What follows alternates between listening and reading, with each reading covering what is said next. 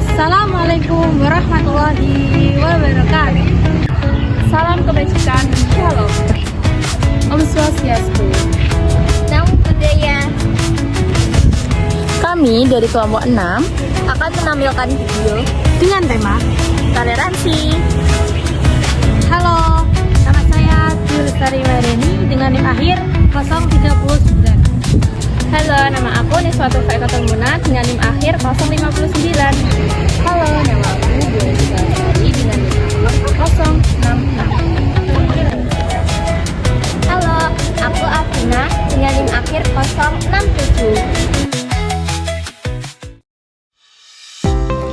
Di negeri yang kaya akan warna budaya dan keyakinan, berdiri 4 tempat suci yang mengajarkan makna toleransi, yaitu Masjid Menara Kudus, gereja, pura, dan wihara.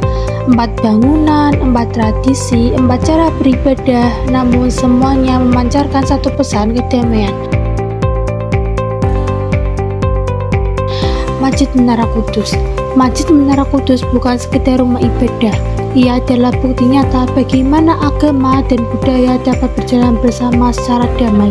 Dibangun pada abad ke-16 oleh Sunan Kudus, masjid ini memiliki menara bata merah yang lebih mirip candi Hindu Buddha, sebuah penanda kuat bahwa Islam di tanah Jawa tidak datang dengan memutus tradisi, melainkan merangkul dan mengharmonisasikannya.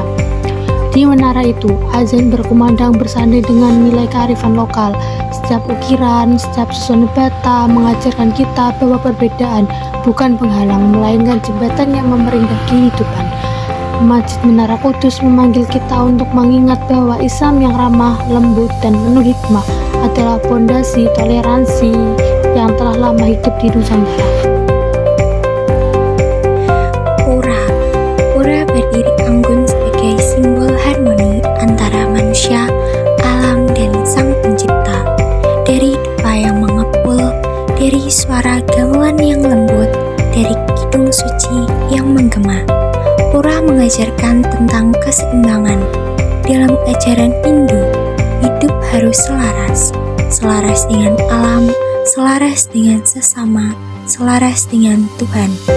Melalui upacara seperti melasti, odelan, galungan, dan kuningan, Pura mengingatkan umat untuk menjaga hati tetap bersih, menjaga pikiran tetap tenang, dan menjaga hubungan baik dengan siapapun, termasuk yang berbeda keyakinan.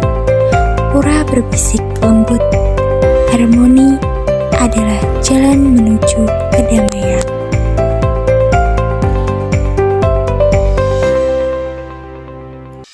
Di banyak kota di Indonesia, gereja berdiri sebagai simbol cinta, kasih, dan perdamaian. Ketika lonceng berbunyi, itu adalah panggilan untuk menenangkan hati, membuka ruang bagi doa, dan memperkuat kasih di antara sesama manusia. Gereja mengajarkan nilai universal, yaitu mengasihi tanpa membeda-bedakan. Dalam gereja, doa dipanjatkan untuk semua, untuk tetangga, untuk bangsa, bahkan untuk mereka yang berbeda keyakinan. Banyak gereja menjadi tempat perlindungan saat bencana, membuka pintu bagi siapapun tanpa menanyakan agama. Di gereja, kita belajar bahwa kasih tidak memilih siapa yang layak. Kasih menyentuh semua hati. Dan di tempat lain, dalam suasana hening dan damai, berdiri wihara atau rumah ibadah umat Buddha. Wihara mengajarkan tentang ketenangan batin, welas asih, dan kebijaksanaan.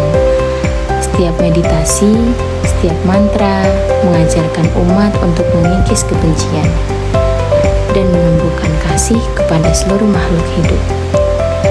Nilai-nilai wihara sangat sederhana, namun mendalam, yaitu tidak menyakiti, tidak membenci, tidak pula membalas keburukan dengan keburukan. Dari wihara kita belajar bahwa kedamaian sejatinya dimulai dari diri kita sendiri.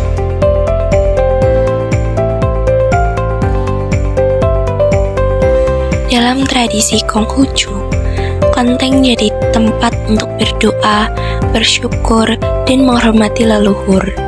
Bangunannya penuh warna merah, lampion, dan ukiran naga yang melambangkan keberuntungan.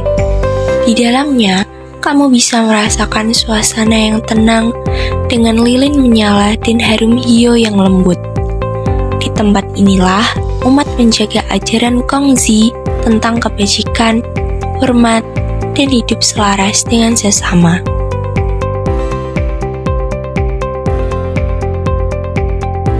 Dari Menara Kudus yang memadukan budaya, masjid yang menenangkan, gereja yang penuh kasih, pura yang sangat harmoni, wihara yang damai, hingga kelenteng yang penuh kebijaksanaan.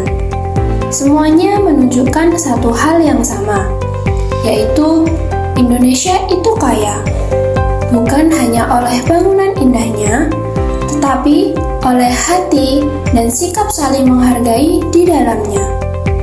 Di setiap tempat ibadah, ada doa yang berbeda, cara yang berbeda, dan tradisi yang berbeda. Tapi, semua itu tetap berdiri berdampingan, saling menghormati tanpa harus menyeragamkan apapun. Di tengah perbedaan itu, kita belajar bahwa toleransi bukan sekedar kata, tapi cara hidup. Cara untuk melihat orang lain sebagai saudara, bukan sebagai lawan. Cara untuk menjaga kedamaian yang kita nikmati hari ini. Karena pada akhirnya, keberagaman bukan alasan untuk menjauh, tapi jembatan yang membuat kita lebih dekat. Indonesia kuat bukan karena sama, tapi karena kita bisa menerima perbedaan dengan lapang hati.